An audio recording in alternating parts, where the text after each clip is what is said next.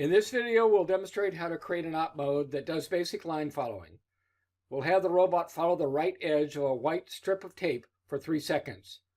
It will do this by turning slightly left when it doesn't detect the line and slightly right when it does. There are several sensors we might use for line following. In this case, we've chosen the Rev color distance sensor. It's also known as a color range sensor or a color proximity sensor. We'll use it to detect the change from the low reflectivity of a First Tech Challenge mat to the high reflectivity of white gaffer's tape. We've already created a config file that includes the color distance sensor and 2 motors. Here's the information we put in the file. We've mounted the Rev color distance sensor on the front of a robot with the sensor pointing down towards the mat. We plugged the sensor's cable into an I2C port on the Rev expansion hub.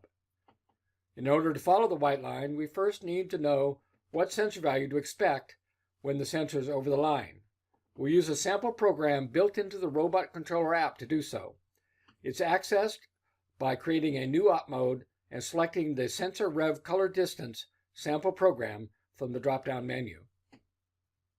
We change it to autonomous and save it. We can then select it from the driver station, init it, and run it. When we position the sensor over the mat, we see values of about 30%. When we position the sensor over the white tape, we get a reading of about 90%. In our program, we'll use a threshold to decide when to turn towards the line and when to turn away from it. We can average 30% and 90% to get a threshold of 60%.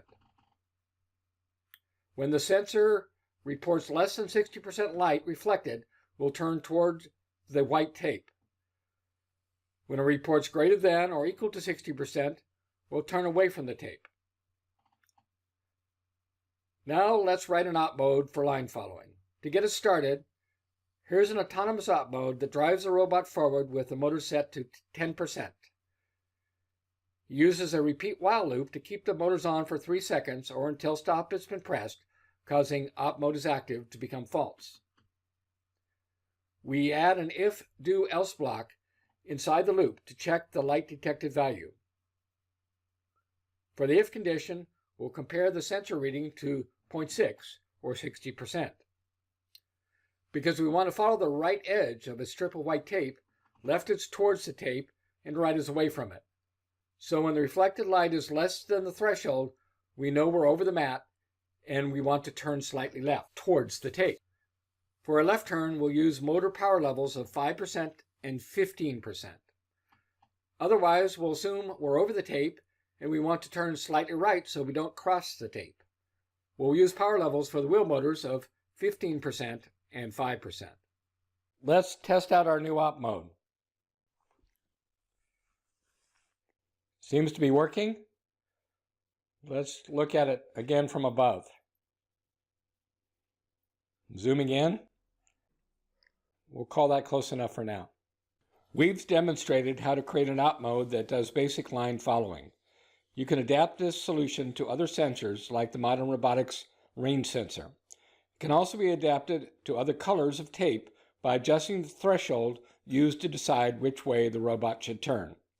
You can also improve the code so the line following is smoother or more efficient.